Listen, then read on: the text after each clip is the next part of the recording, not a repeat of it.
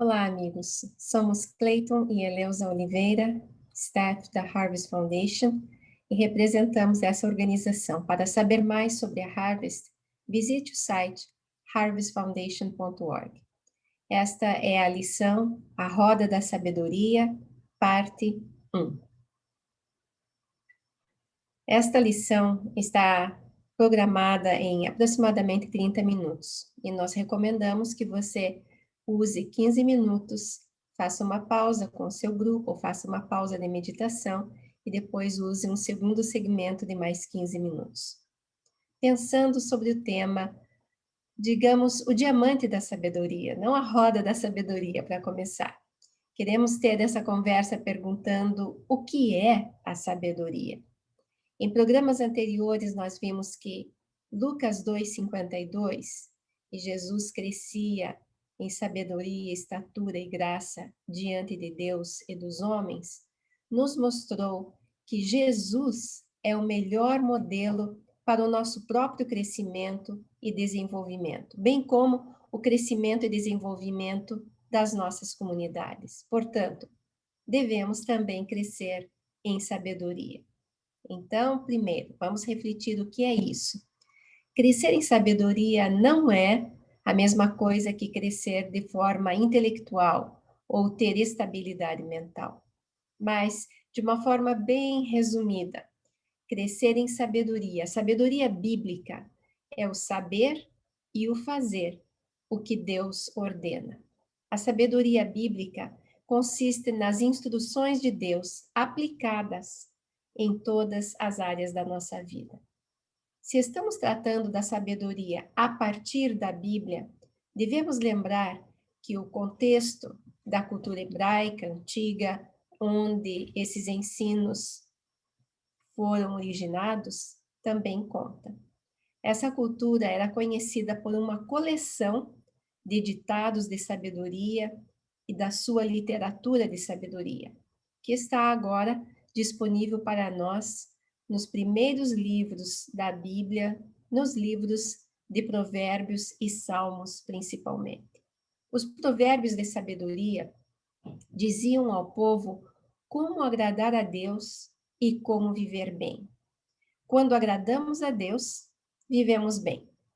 Era o costume dos meninos judeus, por exemplo, na época de Jesus, memorizar provérbios de sabedoria para que eles pudessem crescer nessa área. Olha que interessante, a educação hebraica do menino ou da menina era feita basicamente pela mãe.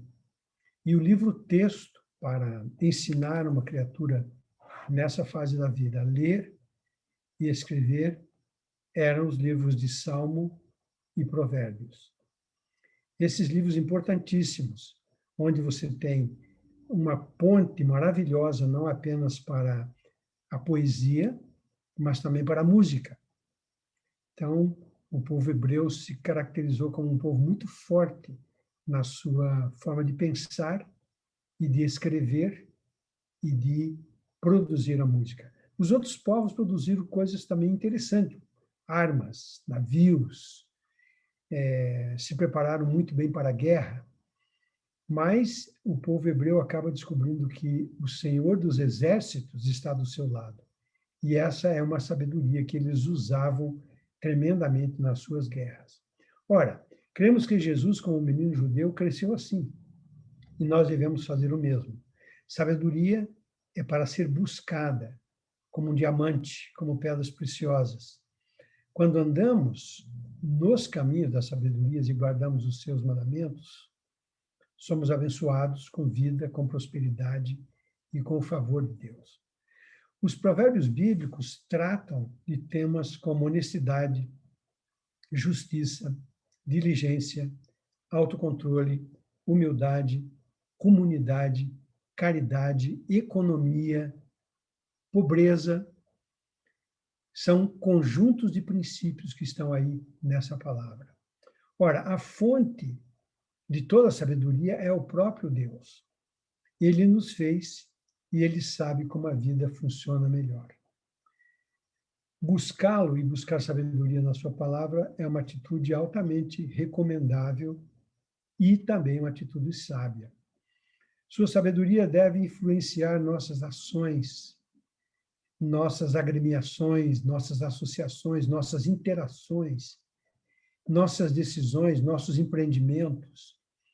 E o livro de Provérbios tem um convite quase que irresistível para essa sabedoria, nos capítulo 4, versos 5 e 7, que diz assim: procure obter sabedoria e entendimento. Não se esqueça das minhas palavras, nem delas se afaste. É a sabedoria falando acerca dela mesma. Não abandone a sabedoria, e ela o protegerá. Ame-a, e ela cuidará de você. O conselho da sabedoria é: procure obter sabedoria, use tudo o que você possui para adquirir o entendimento. A sabedoria no livro de Provérbios, ela funciona como uma personalidade, como uma pessoa. E num determinado momento ela diz assim: no começo da criação, eu estava com Deus construindo o universo. Era uma pessoa que estava ali. A gente entende isso porque depois a gente vai refletir Paulo, e Paulo diz que Cristo é a sabedoria de Deus revelada, não é? Ora, embora possamos aprender a sabedoria de Deus através de pessoas sábias ou provérbios, a Bíblia inteira é fonte suprema da sabedoria de Deus. Ela contém as instruções de Deus, e obedecê-las nos ajuda a viver de modo equilibrado, de modo certo, de modo efetivo, poderíamos dizer assim. Então, a Bíblia é a revelação de Deus para viver, abençoar e para restaurar as coisas que são danificadas na nossa própria jornada. Muitos produtos têm manuais de instruções escritos pelos fabricantes. Às vezes, os manuais estão hoje na forma eletrônica ou na forma escrita, ou eles são uma instrução básica para você montar alguma coisa. Por exemplo, você comprou uma mesa, como a gente compra hoje uma mesa do jeito, a mesa dos teus sonhos, ela vem num pacote e você pode montá-la seguindo as instruções que estão nesse manual. Então, mais do que o manual, a gente está falando de um instrumento que vai ajudar a melhorar as pessoas para o uso da própria vida que elas têm. Então, o manual nos ajuda a perceber como é que a coisa funciona. Deus é o nosso Criador, é o nosso fabricante. Sua revelação escrita, a Bíblia, é como um manual de instrução para nós. E eu diria não só um manual, mas é um curso permanente de instrução em que a gente vai sendo atualizado permanentemente de como melhorar o funcionamento dessa complexidade que é o corpo, que é a mente, que é a alma, que é o espírito. Então, através das Escrituras, a gente pode perceber como Deus nos projetou para funcionar, para viver e tocar todas as áreas da nossa vida e da vida dos demais. É um projeto para a vida inteira, não é? Com certeza. O temor do Senhor é o princípio da sabedoria. Provérbios 9, 10. Deus não somente fez toda a criação, mas ele nos colocou com 3 relações primárias: a relação com ele mesmo, a relação com as outras pessoas e a relação com o resto da criação. Com o pecado, de forma dolorosa, estas relações foram todas quebradas, mas, graças a Deus, encontramos na Bíblia as instruções, os princípios e a sabedoria para curar essa enfermidade chamada pecado. Deus revelou neste manual, na Bíblia, na sua palavra, como a nossa vida individual e a vida nas nossas comunidades pode ser curada quando estão enfermas. E mais, quanto nós podemos florescer. O que nos afastaria do melhor que podemos ser e ter, dessa pedra preciosa, o diamante da sabedoria do nosso Criador? Devemos estar atentos e não consentir que nada nos afaste disso. E também devemos esclarecer alguns pontos. Por exemplo, Nós dissemos que na criação, Deus colocou as pessoas em 3 relacionamentos básicos: o espiritual, o físico e o social. Estas são aquelas mesmas áreas do crescimento de Jesus que falamos anteriormente, não é? Estes são os chamados relacionamentos primários, porque todos os outros relacionamentos que Deus tem dado às pessoas podem, na verdade, convergir ou se basear nesses 3. Eles são os mais fundamentais de todos os nossos relacionamentos. E quando falamos sobre relacionamentos, o que queremos dizer é essa nossa interação com o mundo social, o físico e o espiritual. Mas não apenas a interação. Muito interessante, temos um aspecto a mais para apresentar aqui, que é que nessas 3 relações primárias, Deus também nos deu uma capacidade de termos papéis e responsabilidades, onde cada um de nós tem gestão e autoridade. Estamos gravando esse programa hoje, quando se celebra o Dia da Mulher. E algumas das minhas irmãs talvez digam: ah, mas eu não tenho um emprego fora de casa, eu não tenho uma esfera de responsabilidade comunitária. Talvez, quando muito, eu decido na cozinha todo dia o que a família vai ter para o almoço, do café da manhã ou para o jantar. Eu compartilho dessa tarefa que você tem, dessa atividade, mas seja na cozinha, seja na nossa casa, seja numa esfera bem limitada em termos geográficos, todos nós temos uma responsabilidade, um papel e uma área de influência onde nós influenciamos outras pessoas. Deus não criou o mundo e nos colocou ali como bonecos, como um universo de brinquedo. Onde nós interagimos, nós exercemos uma influência, onde a sabedoria deve ser demonstrada. Deus nos deu papéis, a cada um de nós um papel que só nós podemos desempenhar. Então, ele nos deu participação na sua obra redentora.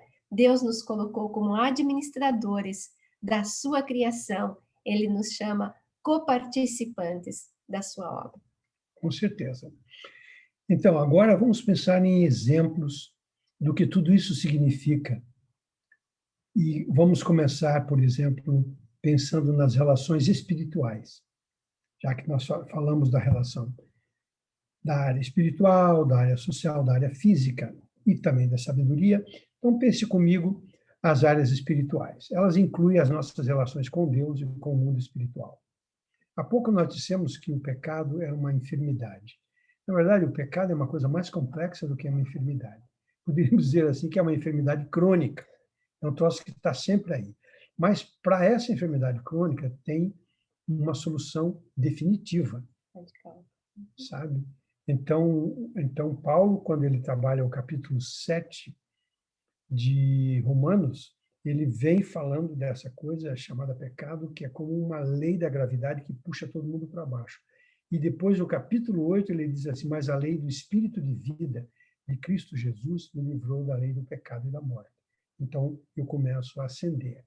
Então, essas relações espirituais incluem, como já falei, a nossa relação com Deus, o Pai, com Jesus, com o Espírito Santo, com a igreja como corpo de Cristo, e o mundo espiritual. O mundo espiritual inclui os anjos, os demônios, o próprio diabo, que são esse mundo espiritual, na percepção das Escrituras, é tangível. É um mundo real. A gente chama espiritual, mas é um mundo real. Na área espiritual, uma das nossas responsabilidades é permanecer em Cristo, é estar em Cristo. Então, permanecer em Cristo significa que nós somos capazes de dar fruto através de Cristo. Então, está aí a primeira relação, a relação espiritual.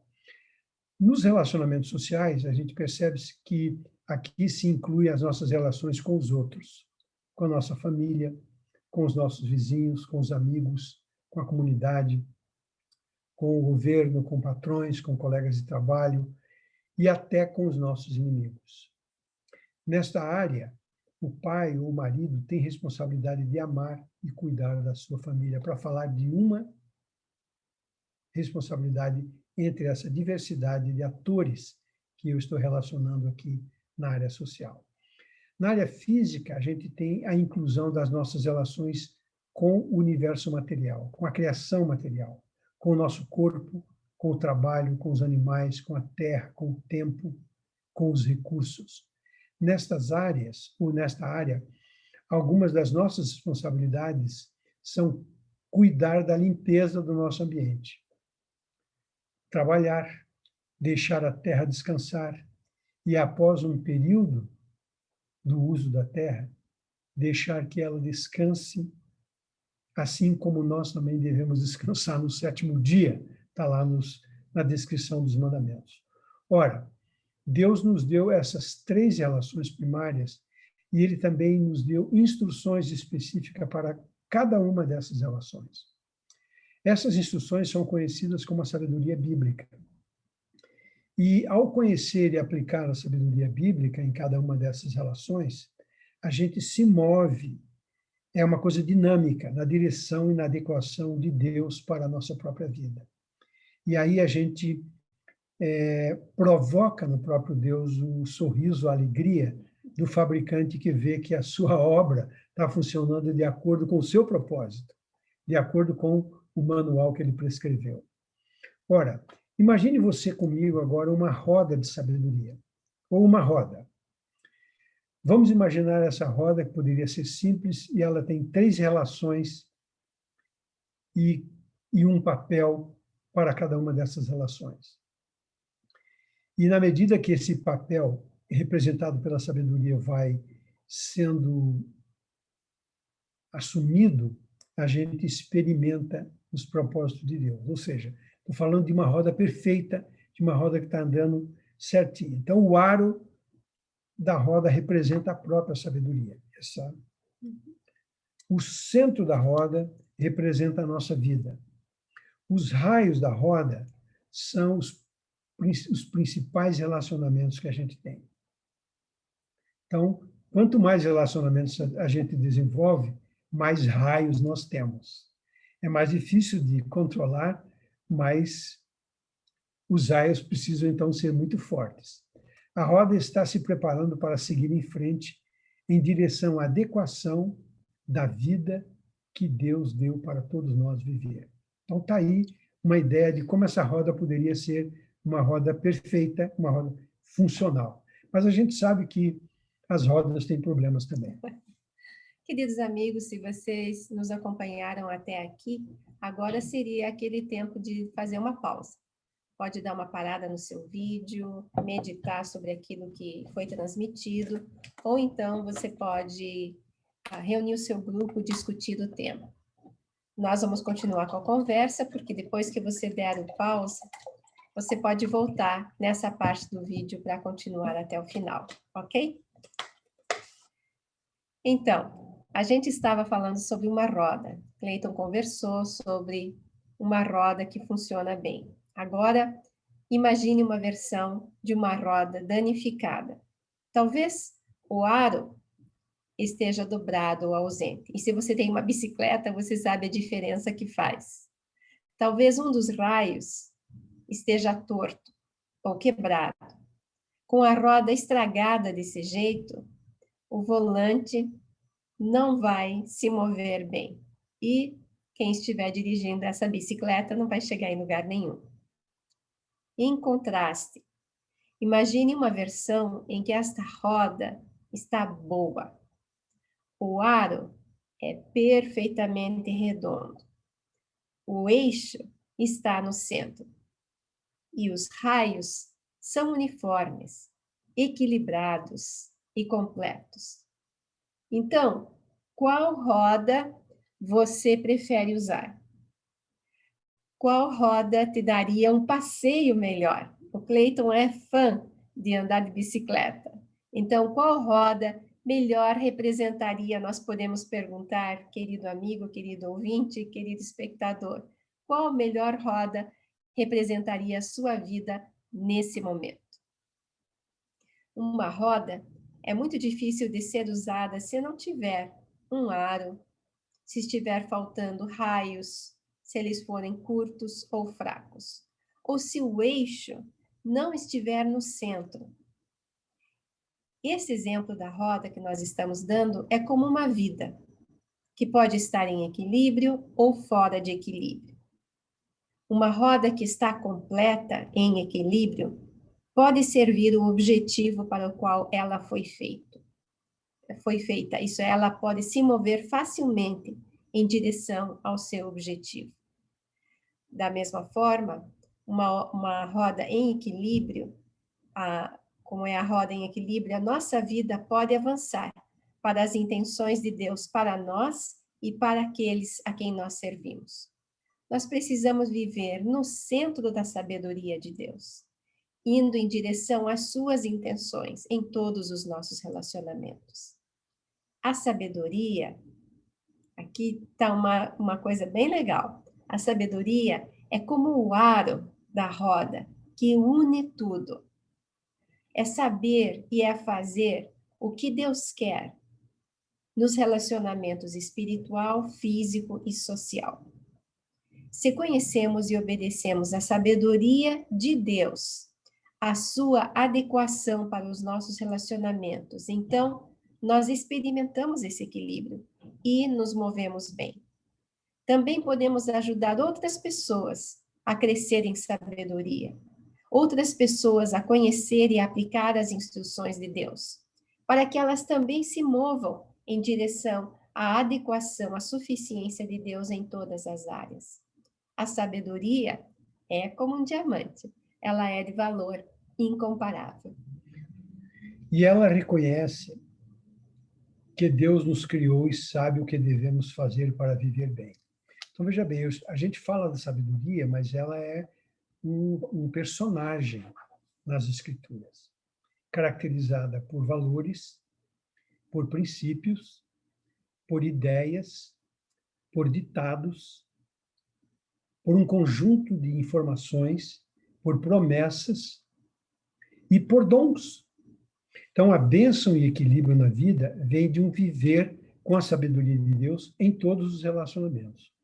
Então, a Bíblia nos dá uma série de instruções para cada uma dessas relações que nós estamos trabalhando aqui, as tais relações primárias.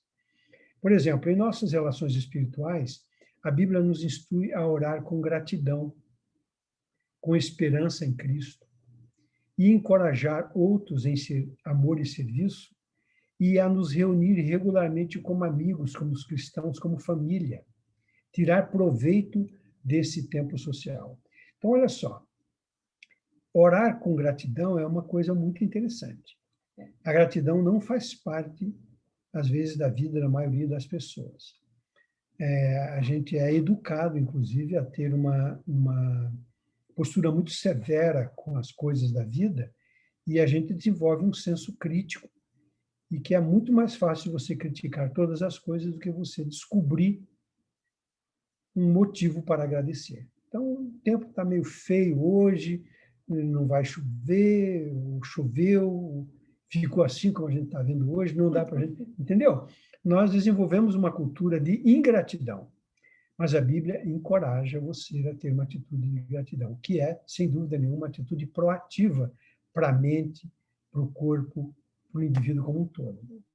Ora, em nossas relações com o mundo físico, ela nos instrui a orar pelos enfermos e deixar de fazer desejos ou satisfazer desejos pecaminosos.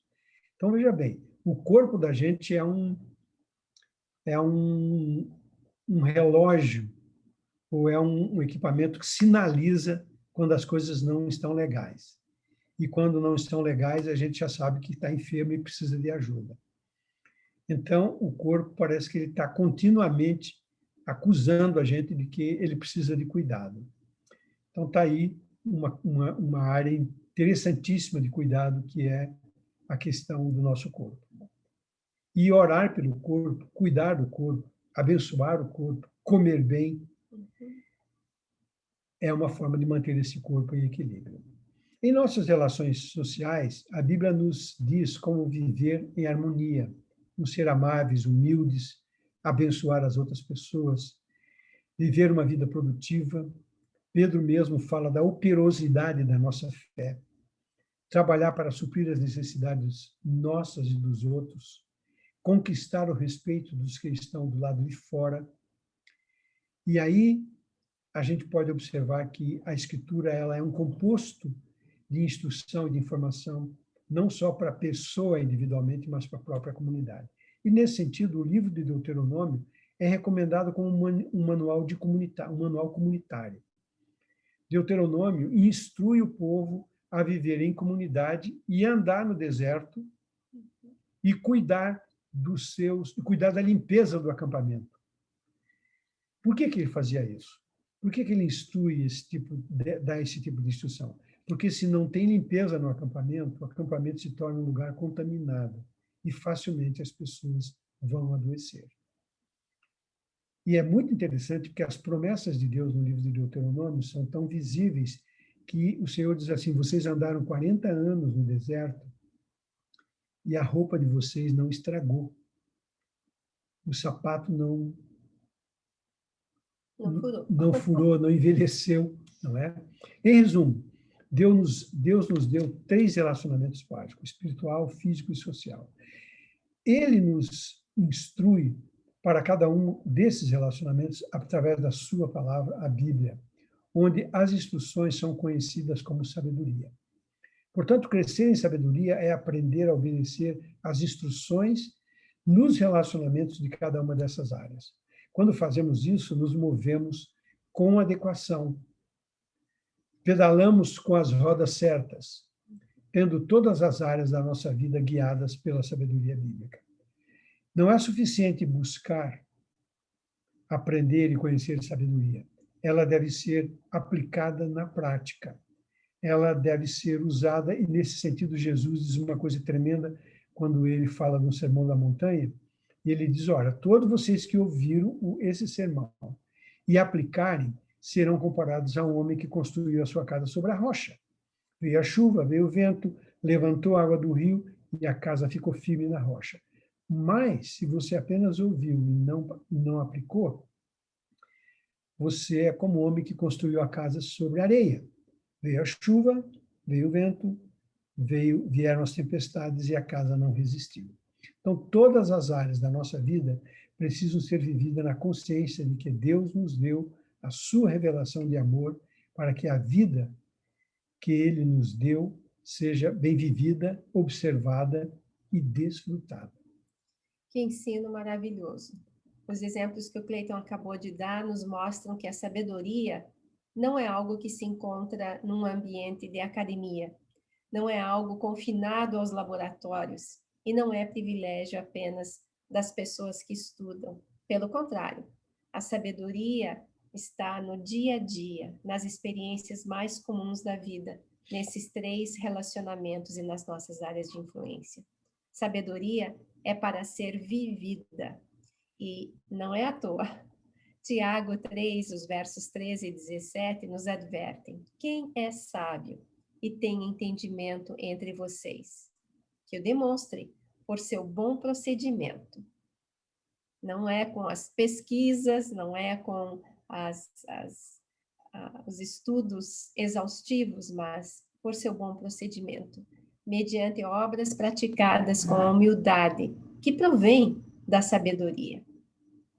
E o segundo verso que nós citamos: mas a sabedoria que vem do alto é, antes de tudo, pura, depois pacífica, amável, compreensiva, cheia de misericórdia e de bons frutos, imparcial e sincera. A sabedoria é como um diamante, tem grande valor. No entanto, se a desprezarmos, acabamos trazendo más consequências. E o ensino de Deuteronômio 30, versículos 15 e 16, nos advertem: vejam, que hoje ponho diante de vocês vida e prosperidade, ou morte e destruição. Pois hoje lhes ordeno que amem o Senhor, o seu Deus, andem nos seus caminhos e guardem os seus mandamentos, decretos e ordenanças. Então, vocês terão vida e aumentarão em número, e o Senhor, o seu Deus, os abençoará na terra em que vocês estão entrando para dela tomar posse. Temos uma mensagem a comunicar. Boas notícias. Podemos informar, encorajar e capacitar outros cristãos a desenvolver, a crescer em sabedoria e no equilíbrio, na suficiência de Deus em cada área da vida. Na verdade, se o objetivo do nosso trabalho é realmente ajudar pessoas a avançar em direção à adequação de Deus, então, comunicar a sua sabedoria é um imperativo. E agora chegou uma hora prática. Sugerimos que você planeje ações individuais ou em grupo que tocam as áreas de relacionamento. Por exemplo, sua escola, sua igreja, sua comunidade promove um jogo de futebol entre uma equipe e outra da própria comunidade e vocês teriam impacto na área social. O esporte tem essa capacidade de promover o social. Se forem servir águas aos jogadores, há um impacto secundário na área física. Então, na hora da sede, todo mundo quer um golinho d'água, então vamos lá. Mas estamos planejando, preparados para isso. Se o treinador pedir a Deus, antes do jogo, que abençoe o jogo com ambas as equipes presentes, para que o que tem melhor condições ganhe, e que não exista violência, que haja o jogo seja equilibrado no respeito unilateral, então, um impacto secundário na área espiritual. Finalmente, se ele comentar as regras do jogo e mencionar as formas que Deus quer que sigamos, suas regras para o jogo da vida, há um impacto secundário na área de sabedoria. Juntas, as medidas tomadas modelam um relacionamento em cada uma dessas áreas. Eu me lembro que, uma época, eu trabalhei com uma comunidade no bairro de Santa Felicidade, em Curitiba, e nós reunimos a criançada para fazer jogo de futebol e vôlei no sábado à tarde. E aí, qual era a dificuldade da meninada? Todo mundo conhecia empiricamente as regras do jogo. Mas, por exemplo, existia muita brutalidade, muita violência, muita falta, muito palavrão. E aí a gente aproveitou para melhorar as regras do jogo. Então, uma regra, por exemplo, era a seguinte: quando você agride um amigo, você deveria pedir desculpa para ele. E se você xinga o amigo, você cometeu um pênalti contra o seu time. Sério isso, né? Era impressionante. O jogo era futebol de salão, terminava assim 12-8, 13-9, porque tinha muito pênalti. E os pênaltis são fatais. Bateu o pênalti e ganhou o jogo. Ora, isso é interessante pensar nessa possibilidade. Sabedoria deve ser vista em nossa vida, experimentada em nosso trabalho e ouvida em nossas palavras. E as Escrituras são maravilhosas para instruir isso, e especialmente o Salmo 119. Esse salmo é de uma riqueza singular, porque ele ilustra esse composto da palavra de Deus e a derivação da palavra como mandamento, como preceitos, princípios e a própria sabedoria. Ele ilustra tudo isso e desenha um corpo de equilíbrio, como se fosse uma roda perfeita, saindo de um ponto e chegando no outro ponto. Então, esse salmo dos versos 97 a 100 diz assim: como eu amo a tua lei. Veja bem, lei. Medito nela o dia inteiro. Os teus mandamentos me tornam mais sábios do que os meus inimigos, porquanto estão sempre comigo. Lei, mandamento. Tenho mais discernimento do que todos os meus mestres, pois medito nos teus testemunhos. Lei, mandamentos, testemunhos. Tenho mais entendimento que os anciãos, pois obedeço os teus preceitos. Só aqui, nesses versículos, temos 4 conceitos diferentes dentro que ilustram a beleza da palavra de Deus e como essa beleza está composta e entrelaçada pela ideia da sabedoria. A sabedoria não é só para nós, Podemos orar e mostrar a outras pessoas o caminho dela. Aqueles que nela andam vivem vidas dignas e agradáveis a Deus. A criação que Deus fez foi boa, mas o pecado entrou no mundo e todos os relacionamentos que ele estabeleceu foram quebrados. O físico, o espiritual, o social.